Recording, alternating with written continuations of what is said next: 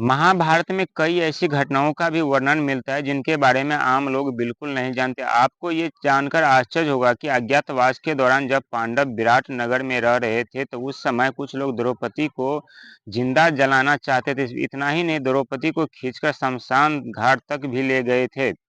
महाभारत के अनुसार 12 वर्ष के वनवास के बाद पांडवों के 1 वर्ष अज्ञातवास में भी रहना था, यानी अपनी पहचान छिपाकर जब अज्ञातवास शुरू हुआ तो युधिष्ठिर आदि सभी पांडवों ने अपने अस्त्र शस्त्र एक शमी के वृक्ष के ऊपर छिपा दिए और विराट नगर में रूप बदलकर रहने लगे। द्रौपदी भी विराट नगर की रानी की सेविका बनकर रहने लगे। भीम रसोई बन गए, अर्जुन किन्नर बनकर नृत्य कर सीखने लगे, नकुल सर्वों की ओर और सहदेव गायों की सेवा करने लगे। युधिष्ठिर राजा विराट के सेवक बन गए।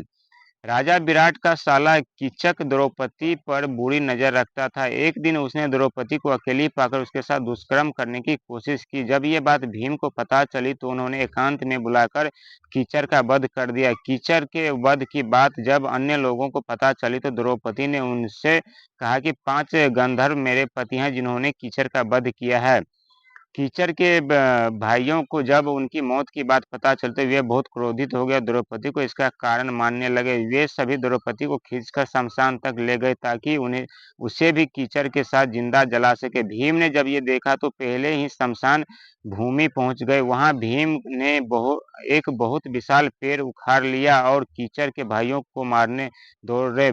भीम ने कीचर के सभी भाइयों को मार दिया। भीम के कहने पर द्रौपदी महल लौट आई। राजा विराट को जब कीचर के भाइयों की मौत के बारे में पता चला तो बहुत डर गए और उन्होंने सैन सैरद्री से विराट नगर छोड़कर जाने को कहा। तब द्रौपदी ने कहा, सिर्फ 13 दिन और मैं आपके साथ इस महल में रहूंगी, इसके बाद मेरे गंधर्व पति स्वयं मुझसे यहाँ से ले जाएंगे। द्रौपदी ने ऐसा इसलिए कहा क्योंकि उस समय पांडवों के अज्ञातवास खत्म होने के 13 दिन शेष बच गए थे।